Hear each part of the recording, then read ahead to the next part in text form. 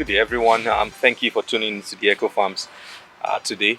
In today's video, we're essentially just discussing an update on our scent leaf project. Recall a few months ago we discussed a project we were working on, which was the first time for us, developing protocols to multiply the commercial level planting materials, which are seeds or plantlets as they are called, for scent leaves for a commercial plantation, and also identifying the right varieties to multiply, and then eventually setting up the nursery and how the nursery is faring.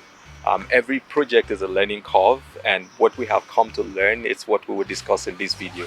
So let's get into it. So scent leaves, we've discovered, are very essential crops. There is a growing demand for them both locally and international, and so this is us at the Eco Farms welcoming you, should you have a scent leaf project, to come visit us and see how we can work with you to achieve that, because we can brag that we've been able to set up a standard protocol for setting up a scent leaf nursery as well as a scent leaf plantation. So we've identified nearly 4 to 5 key cultivars for scent leaves that they grow really fast. They have a high pungency in terms of the aromatic smell.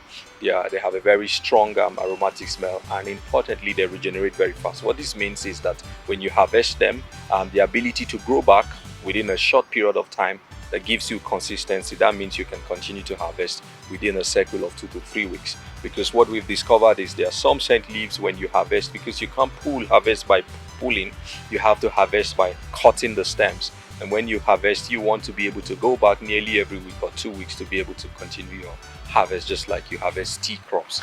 And so we've been able to identify those particular cultivars, and they're doing very well. So in the scent leaf nursery phase, we discovered that doing scent leaves in the greenhouse was not supposed to be done.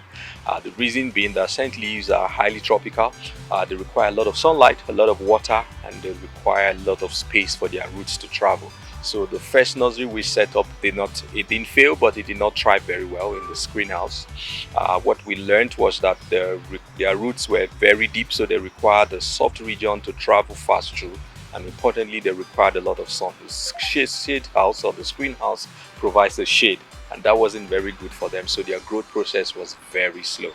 And so what we did was we went to the open field and set up an alternative nursery, and that performed very well. Outperformed that of the greenhouse nearly by 100%. Their growth rate were faster. The choice of nursery, we used planters, and the planters had nearly 5 to 20 cm of soil, and that soil provided an ample opportunity for the roots to travel fast and to multiply. And so today we are taking the nursery to the field after nearly a month or slightly more. And this nursery is going to be established in the field, and we continue to provide you updates from the farm. And so thanks for tuning in. But the beauty of farming is you continue to learn. Even as experts, we also learn, and beyond learning, we are excited to share what we have learned. So yes, scent leaves can be established commercially. So you are able to get the seeds, you're able to get the planting materials, and importantly get the scent leaves as harvest. Thank you.